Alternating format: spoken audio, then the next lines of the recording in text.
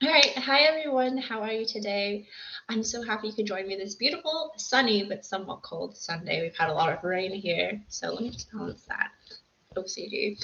Thank you for taking this short time today to come and learn. And trust me, it'll be worth it. In just a moment, I'm going to reveal three toxic myths that will keep you overwhelmed, overstretched, and not in your peak vibrant health, and how you can break free from those myths. Um, Before we start, I want you to take a quick look at your environment and do your best to eliminate any possible interruptions or distractions. I promise you, the more present and focused you are during this 20-minute workshop, the more value you're going to get. So, the subject is stress. Stress is a universal experience. It's an unavoidable part of being human. It's all around us, and it can actually be a powerful tool that gives us that fight or flight reflex, a reflex that literally can save our lives. But when the moment comes that warrants it, like jumping out of the way of a moving car, grabbing the hand of your little one when they're about to trip over, or just being told that you have a needed it yesterday type of deadline at work. But being in a consistent state of stress and pressure is extremely bad for you. And here's the crazy part: most of us don't even know that it's going on in our daily lives and that it's become almost second nature. But here's the thing you need to know: you are not the problem. The problem is the way you've been conditioned to think. Society pushes you to conform to the toxic culture of hard work 24/7, 7 days a week, 365 days a year, hustle, power through, push yourself hard, like harder and harder. And this is all at the expense of your health, your relationships, and your emotional well being. It's not that you haven't tried, you've made that commitment to finally take care of your health, break those destructive food addictions and habits, be more active, and even set those boundaries and self care. It's not like you haven't committed to ditch the stress and burnout, carve out quality time with the people you love, and make time, space, and energy for other aspects of your life as well. But then everyday life strikes and breaks your momentum and resolve, and the follow through just fizzles out. You suffer overwhelm, feel depleted, scattered, and stressed. And in the end, you just end up feeling kind of defeated. I know that all too personally myself. Believe me when I tell you, I know exactly how it feels, God.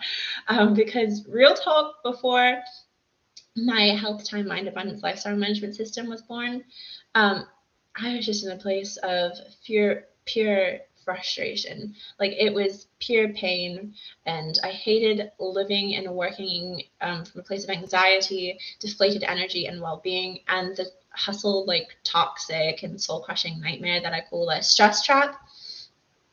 I literally hate it so much. Oh my god.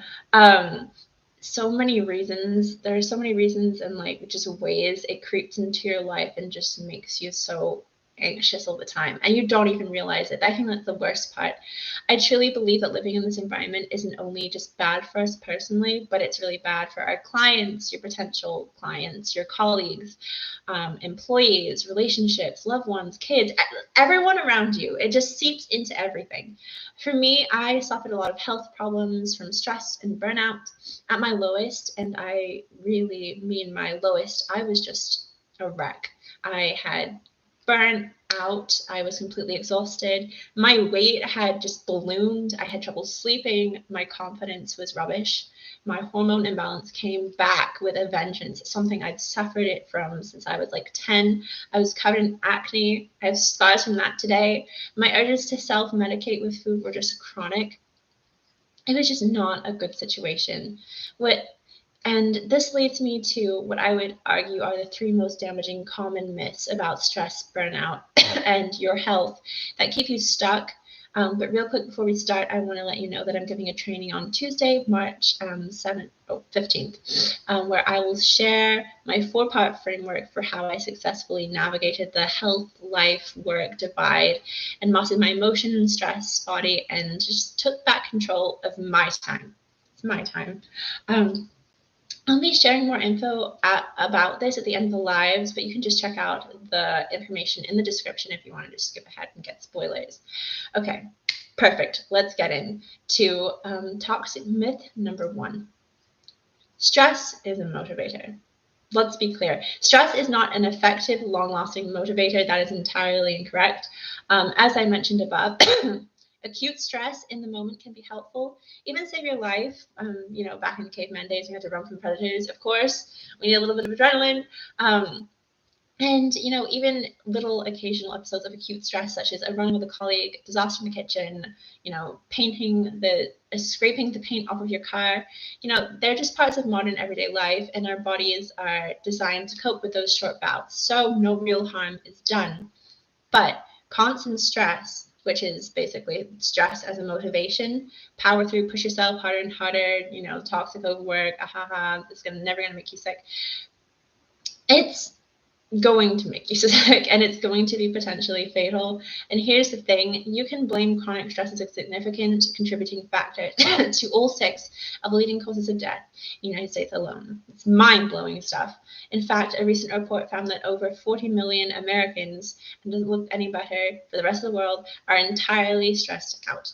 Speaking to the myth that stress is a motivator, even in short-term stress easily converts into panic, leaving you exhausted, chronically foggy-minded, and unable to make the best decisions in the moment. In any event, the benefits of acute stress are outweighed by the long-term effects of the chronic stress on your physical, mental, and emotional well-being, period.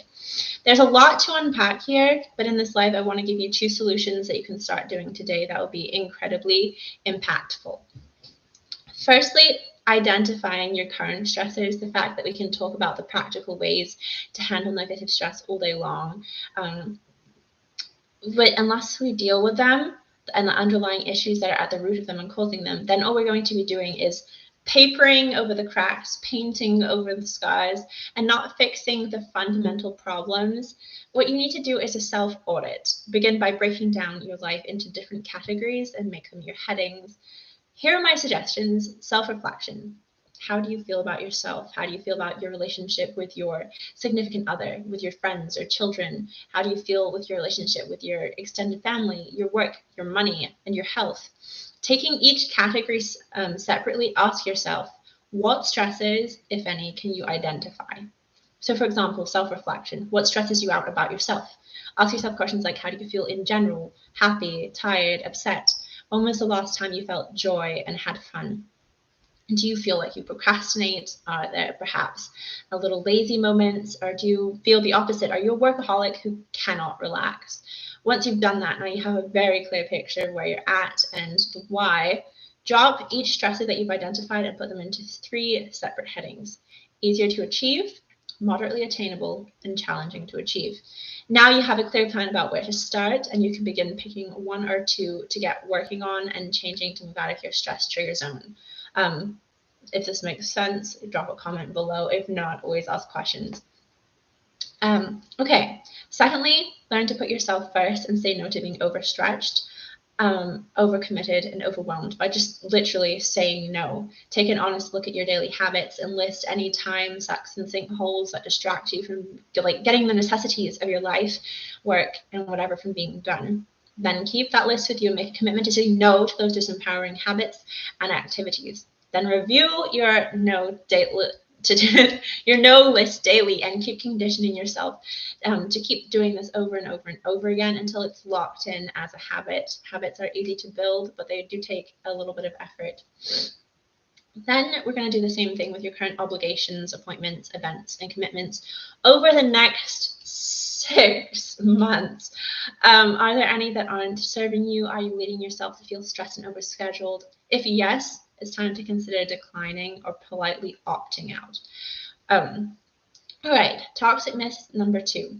If I'm not constantly doing something and hustling, that means I'm lazy and not motivated. How many people feel this way? How many times have you felt this way? I mean, I've felt it. I still feel it on the daily, but it's a mental change that allows me to push this to the side and live my best life. I mean, based on my own research, literally thousands of people I know used to believe this too, and it was just awful.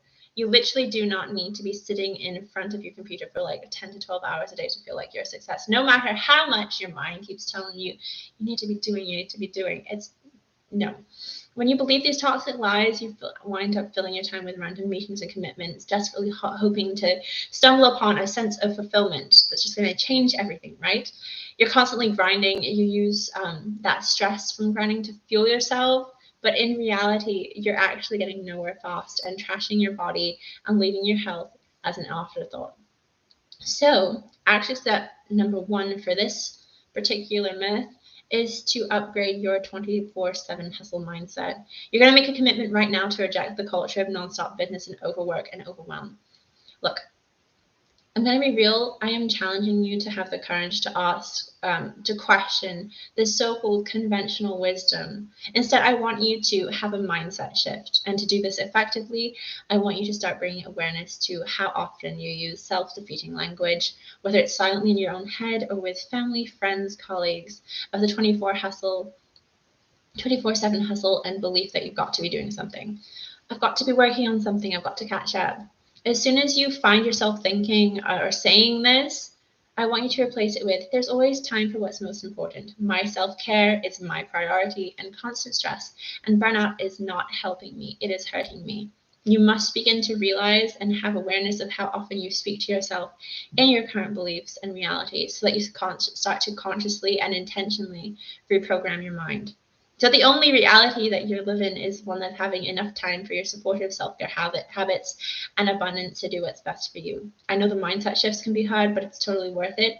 If you've ever fallen into the destructive power through mindset trap and want support, don't forget to come and join me for the Health Time Mind Abundance Mastery Live training and learn all 4 parts of my framework for taking back control over your time, mindset, health, and productivity. Link is in the description. And then here we go. Toxic myth number 3. I think we're on the last one now. Home stretch.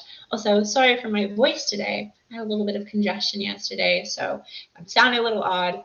That's totally why I've not turned into Darth Vader. All right, myth number 3. Burnout is a personal issue, not an organizational issue. It's not, right? There's no way around it. You can only work so much in until you burn out. Perhaps due to the business mantra of infinite growth, organizations, companies, and business workers believe that we need to work at maximum capacity all the time to be useful and as effective as workers. As burnout among workers and leaders has gained attention in the popular media, conventional wisdom has developed around avoiding it. Essentially, the advice is to take care of yourself. Stay healthy, strong, smart. Be resilient and don't let stresses get to you. Fight them on and overcome them. Society tells us to focus on individual interventions such as deep breathing, taking breaks, and taking time off to recover. We think of burnout as a personal issue because it shows up so differently for each person who's experienced a cycle of exhaustion, cynicism, and inefficiency. The reality is that burnout is an organizational and time management issue and should be addressed as such. Since managers, co-workers, employees, and bosses don't seem to want to give people the freedom and their skills to handle they need to handle the demands of their jobs. We are left feeling like this is a personal issue, and now we know it's an organizational issue. We can handle it and tackle it as such. So my action step for myth number 3 is to decide what matters most. Let me ask you a question right now. What would you say is most important to you? What is the single most important goal or project you're working on at this particular stage and season of your life? I want you to imagine the complete satisfaction and pride you're going to feel when this thing is finally complete. I mean, seriously, what would it be worth to you to financially, emotionally, and spiritually access and cross that finish line? Imagine the most important things are in one section of your mind and the least important things are in another. Now, I want you to spend time imagining and researching and planning on how you can spend the most time on what is important to you and how you can reduce the time you spend on stuff you don't love or enjoy. For example, if you're not happy at the company you currently work at, research the quickest path to moving forward at the company you'd be happier at. What do you need for your resume? What can you help in working on effectively identifying the issue at the job that is making one happy? From there, maybe you could speak to management with an exact plan to improve your time there. Maybe, for another example, you don't like having to do every school run. You have the courage to speak to your partner, your mom, your friend to help maybe take the kids to school for you every couple of days a week. Think of solutions in terms of planning and life will be a lot easier and calmer and less stressful. You can be happier and successful. I know that making changes can be absolutely hard, but trust me, by tackling both your mindsets, belief, and behaviors around stress, burnout, and your health, you'll create huge momentum forward on a path of happy, energized, and fit, fulfilled life. I'm evidence of this. And so remember, if you need any help, I am giving a training on Tuesday, March 15th, where I will share with you my 4-part framework for how I successfully navigate the health, life, work divide and mastered my emotions, my anxiety, my body, my mind. I turned off stress and just took control of my life, time, and just daily happenings. I would love to share that with you, and I encourage you to take a minute to complete the application form so we can learn more about you and your story. There's no obligation, and you have nothing to lose. You'll get this 100% for free, huge value, along with an official invitation to join us inside the program. Check the link and the details below. In the description. I hope that you enjoy these tips. Please write below if any of them have worked for you or if you have any others to suggest. I hope you have a beautiful day. Thank you for joining me on this weekend, and I will see you guys next week. Thank you.